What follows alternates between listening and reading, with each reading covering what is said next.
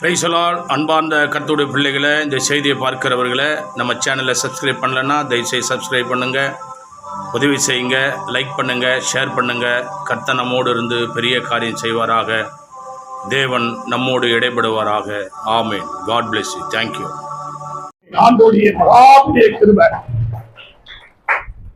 ஆண்டவரும் உலக ரட்சகருமான இயேசுவின் திருநாமத்தினாலே மீண்டும் ஈஸ்டர் நல்வாழ்த்துக்களோடு இந்த நாளிலே தேவ கிருபை நம்மோடு ஆண்டவர் பேசும்படியாக ஐயாவுடைய வார்த்தைக்கு இணங்கி தேவ சமூகத்தில் காத்தபோது அவர் கொடுத்த வார்த்தை மத்திய எழுதின சுவிசேஷ புத்தகம் எடுத்துக்கொள்ளலாம்.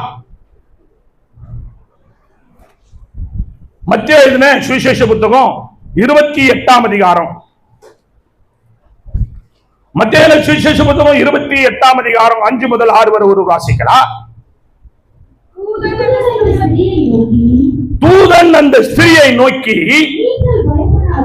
நீங்கள் பயப்படாதிருங்கள்,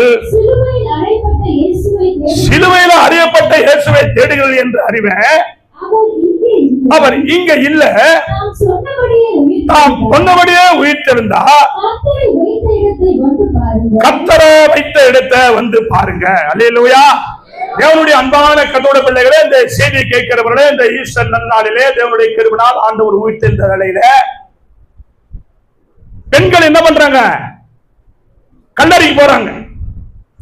ஆண்டவரே எங்க வச்சிருக்காங்க? கல்லறை. கல்லறை எப்படி இருக்கும்? கல்லறை இருட்டா இருக்கும். அப்புறம் கல்லறை மூடப்பட்டிருக்கும், சாத்தப்பட்டிருக்கும். கடவுளுடைய பிள்ளைகளை, இப்ப பார்க்கிற கல்லறை இது இல்ல. இப்ப நம்மளெல்லாம் கடவுளுடைய கிருபையால பள்ளம் தோண்டி உள்ள போட்டு மண்ணை தள்ளிடுறான். அது பேரு கல்லறை இல்ல. கல்ல என்ன பண்ணுவாங்க? அதை வெட்டி கொடைஞ்சி கல் அறை. கல் அறை வீட்டுக்குள்ள ஒரு அறை. கல் அறையில என்ன பண்ணுவாங்கன்னா, அதை நல்லா அந்த அழகுக்கு நல்லா உள்ள செஞ்சுக்கிட்டு அந்த ரவுண்டா ஒரு பெரிய கல்லை வந்து என்ன பண்ணுவாங்கன்னா, அது ஸ்கொயரா எடுத்து அது மூடி வைக்கிற மாதிரி பண்ணுவாங்க.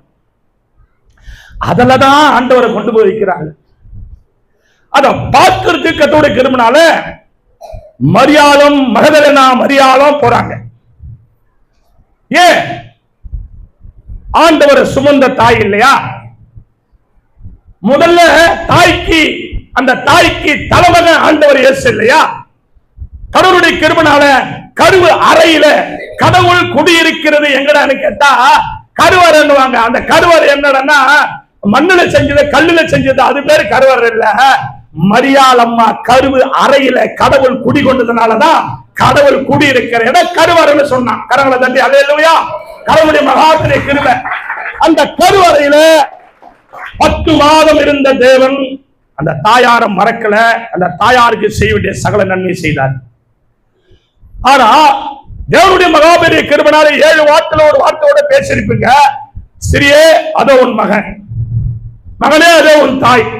இப்போ கணவர் இருக்கிறாரு. அந்த அம்மாவுக்கு ஆண்டவரை தவிர்த்து இன்னும் அநேக பிள்ளைங்க இருக்கிறாங்க. இவங்க எல்லாம் இருக்கும்போது ஏன் யோவானா என்ன ஒப்பு கொடுத்துட்டு போறாரு? ஏன் அவங்களுக்கு பார்க்க ஆள் இல்லையா? நம்ம ஆளுங்க என்னன்னு மெசேஜ் கொடுப்பாங்க. சரி, கர்த்தருடைய கிருபை ஒரு பக்கம் இருக்கட்டும். ஒப்புவிச்சுட்டு போறாருன்னா காரணம் என்ன? வீட்டுக்காரர் இருக்கிறாரு, பிள்ளைங்க இருக்குது, அப்ப அவங்க எல்லாம் பார்த்துக்க மாட்டாங்களா? ஆவிக்குரிய சத்தியம் ஒண்ணு இருக்குது. அதுல கடவுள் உங்களை ஆசீர்வதிப்பாராக. தேவ பிள்ளைகளை, இப்ப அந்த தாயார் என்ன செய்ய? நன்றி உள்ளத்தோடு கண் ததும்ப ததும்ப அந்த தாயார் ஆண்டவரை கடவுளுடைய மகாபெரிய கிருபையாலே அவர் அடித்து வாதித்து சித்திரவதை செய்து அவர் ரத்தம் போன இடமெல்லாம் ரத்தம் வடிந்து போகிறது. அந்த தாய் உள்ளம் கண்டு கண்ணீர் வடித்தார். என் தாய் போல அந்த தாய் இல்ல. ஏன்னா என் தாய் நல்லவங்க தான். நான் பண்ண அநியாயத்தால் தான் என் தாய் அப்படி நடந்துக்கினான். கடவுளுடைய கிருபை அந்த தாயை கர்த்தர் ஆசீர்வதித்தார். எனக்கு அன்பான கர்த்தருடைய பிள்ளைகளை, அந்த அன்பு ஈர்க்கப்பட்டு அதிகால வெடிகாலத்துல போறாங்க. அதிக இருட்டோட போறாங்க. ஏன்? ஆண்டவர் மேல வைத்த அந்த அன்பு. போறாங்க. அங்க சீடரை பாக்குறாரு. பார்த்த உடனே தூதனை பாக்குறாங்க. தூதன் சொல்றாரு, அவர் என்னமா நீங்க இங்க வந்து பாக்குறீங்க? அவர் இங்க என்ன? அவர் இங்க இல்ல. எங்க போனாரு? எங்க போனாரு? அன்று சொன்ன சொல்ல அவர் பிரசங்கிக்கும் போது நம்ம கவனமா கேட்கறது கிடையாது. கேட்கிற மாதிரி ஆக்ட் பண்ணுவோம். எப்படி கேட்கிற மாதிரி ஆக்ட் பண்ணுவோம். இன்னைக்கு என்ன மெசேஜ்னு கேட்டு பாரு, தெரியாது. நேத்து என்ன யூடியூப்ல பார்த்தேன்னு கேட்டு பாரு, சொல்லுவாங்க. தேவ பிள்ளைகளை, கடவுளுடைய கிருபைனால அங்கே கடந்து போய் அந்த தாய் அங்க சொல்ற, அவர் இங்க இல்ல. ஏன்? ஆண்டவர் பிரசங்கித்தார். அப்ப என்ன சொல்லுவாங்க? நான் 3 நாள் அடிப்பாங்க, வாதிப்பாங்க, என்ன சிலுவையில கொண்டு போவாங்க, சித்திரவதை பண்ணுவாங்க, எனக்கு படாத பாடுபடுத்துவாங்க, என்ன கல்லறையில கொண்டு வைப்பாங்க. ஆனா 3ஆவது நாள் உயிரோட வந்துருவேன். கரங்களை தட்டி அல்லேலூயா, அல்லேலூயா, அல்லேலூயா. எல்லாத்தையும் ஞாபகம் வச்சிருந்தாங்க, உயிரோடு வரன்றது மட்டும் மறந்துட்டாங்க. வாசிக்கலாம் தேவ பிள்ளைகளை, 28:1 வாசிங்க. மத்திய சுவிசேஷம். ஓய்வு நாள் முடிந்து வாரத்தின் முதலாம் நாள் விடிந்து வருகையில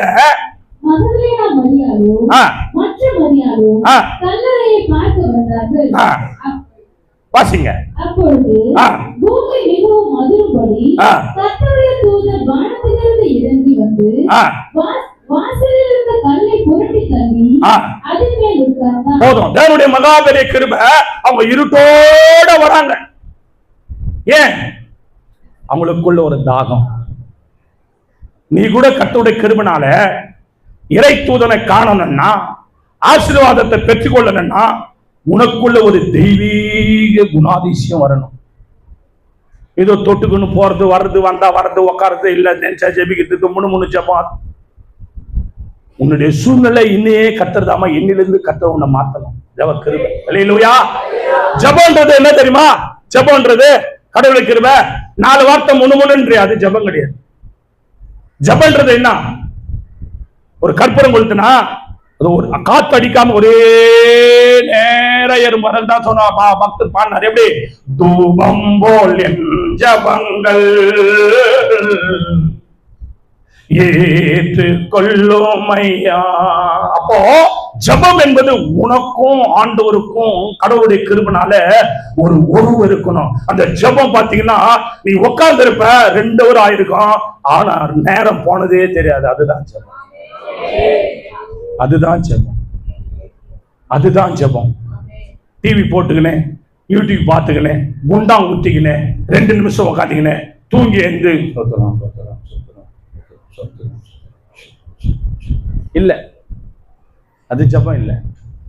அப்போ தேவனுடைய பிள்ளைகளை கர்த்தருடைய கிருபைனால அங்கே தூதன் வந்து இறங்கி கல்லை போட்டு தள்ளி போட்டு தேவனுடைய கிருபைனால அது மேல உட்கார்ந்து செய்தி சொல்றாரு.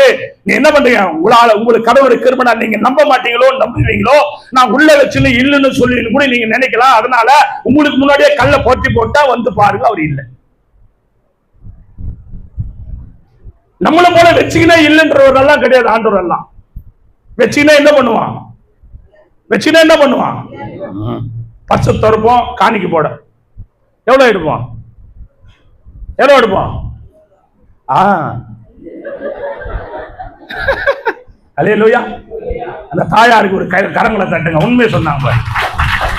அந்த சகோதரி கூடா கூடிய பெருகணும், கடன் மாறணும், கஷ்டம் மாறணும், வேதனை மாறணும். அந்த தாய் இந்த சபைக்கு நிச்சயமா கத்தரவில்லை. தேவன் ஒரு பெரிய காணிக்கை கொடுக்கிற அளவுக்கு கத்தர் அந்த தாயாருடைய சம்பவங்களை கத்தர் மாற்ற செய்வாராங்க. என் அன்பான தேவ பிள்ளைகளை, வந்து பாரு, இல்ல உள்ளத உள்ளபடி சொல்றார் தூதர். கடவுளுடைய கிருபை வாசிங்க. கடவுளுடைய மகாபெரிய கிருபை. ஆதியாகமம் 12:2 நம்ம சபையை ஆசீர்வதித்து, உங்களை ஆசீர்வதித்து, கடவுளுடைய கிருபை சில நேரத்தில் கடவுளுடைய கிருபை நம்ம கடந்து போகலாம். ஆதியாகமம் 12:2 நான் உன்னை பெரிய ஜாதியாக்கி உன்னை ஆசீர்வதித்து உன் பேரை பெருமைப்படுத்துவேன், நீ ஆசீர்வாதமா இருப்பா. கரங்களை தட்டி அல்லேலூயா, அல்லேலூயா. நான் உன்னை பெரிய ஜாதியாக்கி உன்னை ஆசீர்வதித்து உன் பேரை பெருமைப்படுத்துவேன், நீ ஆசீர்வாதமா இருப்ப. பக்கத்துல கைப்பிடி சொல்லுங்க, மனதார சொல்லுங்க. நீ ஆசீர்வாதமா இருப்ப. நல்லா சொல்லு, கைப்பிடி சொல்லு. நீ ஆசீர்வாதமா இருப்ப. சொல்லுங்க, சொல்லுங்க, கைப்பிடி சொல்லுங்க. நீங்க ஆசீர்வாதமா இருப்ப. கர்த்தருடைய கிருபை. எல்லாம் சந்தோஷமா சொல்லுங்க. கசப்பு கிசப்பெல்லாம் வேணாம். நல்ல நாள்ல தேவ கிருபையில நீ ஆசீர்வாதமா இருப்ப. ஆமா, நீங்க நல்லா இருக்கணும் கடவுளுடைய கிருபையில. எனக்கு அன்பான கர்த்தருடைய பிள்ளைகளே, ஆபிரகாம் தாசனுக்கு கர்த்தருடைய கிருபையினால் ஆண்டவர் சொல்லுகிறார், நான் உன்னை பெரிய ஜாதியா. குழந்தையே இல்லை. எத்தனை வருஷம்? 100 வருஷம். யோசிப்பார். அப்ப சொல்றாரு வாக்குத்தத்தம். ஆனா தேவ பிள்ளைகளே, நம்ம ஆண்டவர் சொன்னதை செய்கிற தேவன் அவர். சொன்னதை செய்கிற தேவன் அவர். நான் உன்னை பெரிய ஜாதி ஆக்கி உன் பேரை பெருமைப்படுத்தி உன்னை ஆசீர்வதிப்பேன், நீ ஆசீர்வாதமா இருக்க. கர்த்தர் அப்படியே செய்தார். இன்னைக்கு நம்ம சொல்றோம், ஆபிரகாமின் தேவனே, ஈசாக்கின் தேவனே, யாக்கோபின் தேவனே. அப்போ தேவ கிருபையால் இந்த நாளிலே தேவன் அடியனுடைய சாட்சியோடு இந்த வார்த்தையோட கர்த்தர்னால நீங்க ஆசீர்வதிக்கப்பட்டிருக்கு. கர்த்தர் உதவி செய்வாராக. அப்போ என்ன போல ஒரு மனுஷன் இருந்தான், அது சொல்லிட்டு போனல. அப்போஸ்தலர் நடபடிகள் 3ஆம் அதிகாரம். ஆண்டவருடைய கிருபை, ஆண்டவருடைய கிருபை. அப்போஸ்தலர் நடபடிகள் 3ஆம் அதிகாரம் 1-2 ஒருவர் எடுத்து வாசிக்கலாம். ஜெபவேளையாகிய 9ஆம் மணி நேரத்தில் ஜெபவேளையாகிய 9ஆம் மணி வேளையில பேதுரும் யோவானும் தேவாலயத்துக்கு போனாங்க. தன் தாயின் வயிற்றிலிருந்து சப்பானியா பிறந்த ஒரு மனுஷனை சுமந்து கொண்டு வந்தாங்க. தேவாலயத்தில் பிரவேசிக்க வருகையில பிச்சை கேட்கும்படி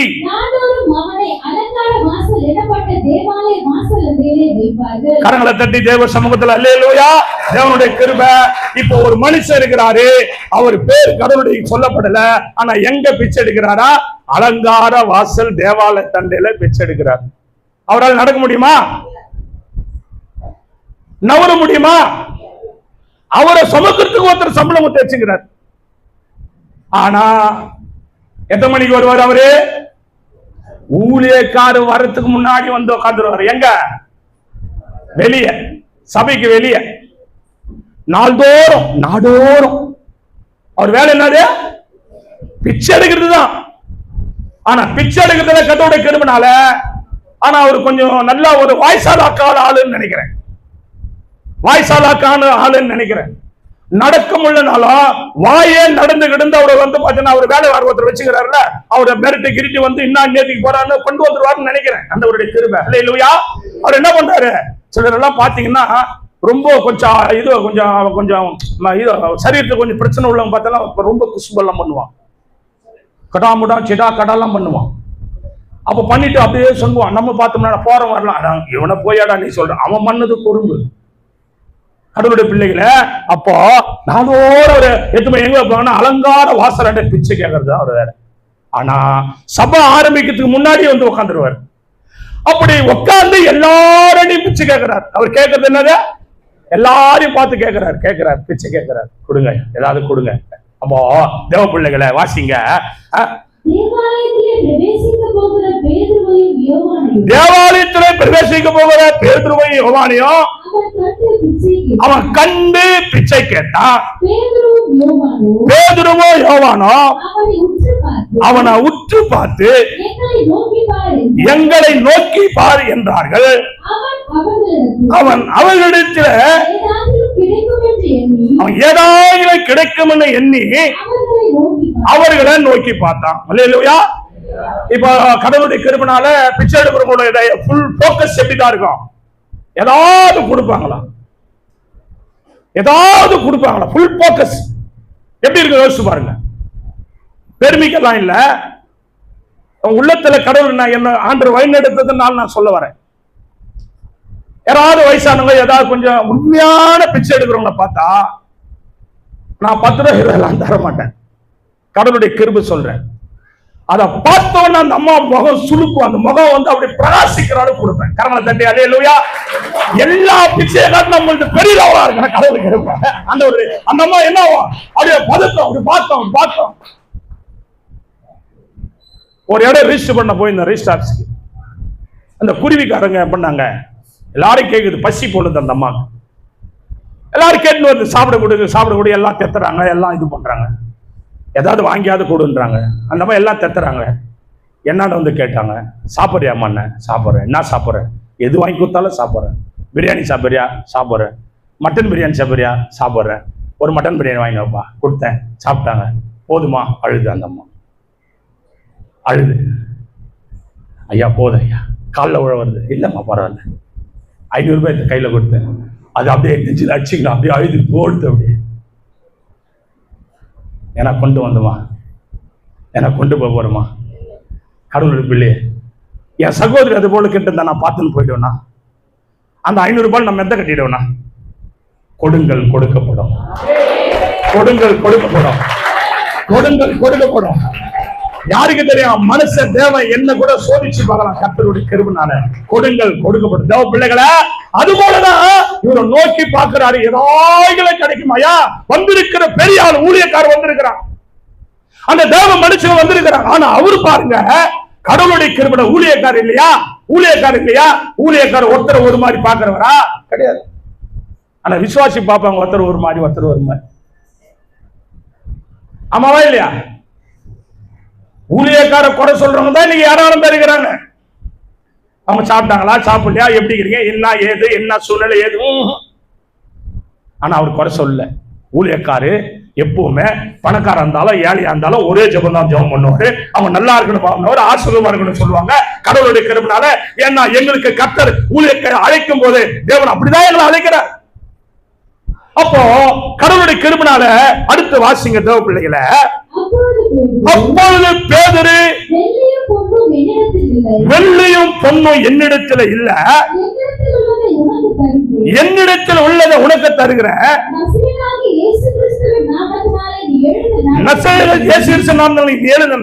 சொல்லி வலுதலினால் அவனை பிடித்து தூக்கிவிட்டார்.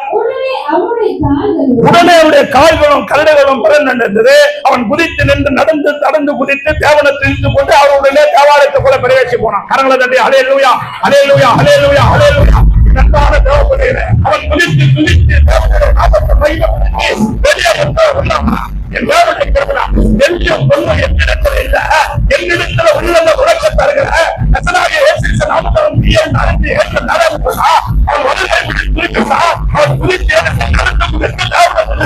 தேவாலயத்துக்குள்ள பிரவேசித்தான் என்று சொல்லி வேதத்தை வாசிக்கிறான். எல்லாம் என் தேவனோட எத்தனை பேர் விடுதலை ஆகணும்? ஆண்டவருடைய கிருபை. வெள்ளியும் பொண்ணும் என்னிடத்துல இல்ல, தங்கமும் வெள்ளியும் பிச்சை போட மாட்டேன். நான் எனக்குள்ளதை உனக்கு தரேன். நசனாகிய இயேசுவின் நாமத்தில் எழுந்து நட. நசனாகிய இயேசுவின் நாமத்தில் எழுந்து நட. ஒப்புக்கொடு. உன் உள்ளத்தை ஒருமனப்படுத்து. உன்னை கர்த்தர் குணமாக்க வல்லவரா இருக்கிறார். ஒருமனப்படுத்து. உன் உள்ளத்துல கேளு, ஜெபம் பண்ணு. கர்த்தருடைய கிருபை. இரு கையை தேவனை நோக்கி வேண்டிக்கொள். ஆண்டவரே, தேவனே, இப்பொழுது ஆண்டவரே ஒரு 2 நிமிடம், ஒரு 3 நிமிடம், ஒரு 5 நிமிடம் என்ன விடுதலையாக்க வாங்க, விடுதலையாக்க வாங்க. ஆகாததே எதுவும் இல்ல, உம்மால் ஆகாததே எதுவும் இல்ல. ஆகாததே எதுவும் இல்ல, உம்மால் ஆகாதது எதுவும் இல்ல. உம்மாலாகும் எல்லாம் ஆகும், உம்மாலாகும் எல்லாம் ஆகும், உம்மாலாகும் எல்லாம் ஆகும். எதுவும் இல்ல, ஆகாதது எதுவும் இல்ல, எதுவும் இல்ல, ஆகாதது எதுவும் இல்ல.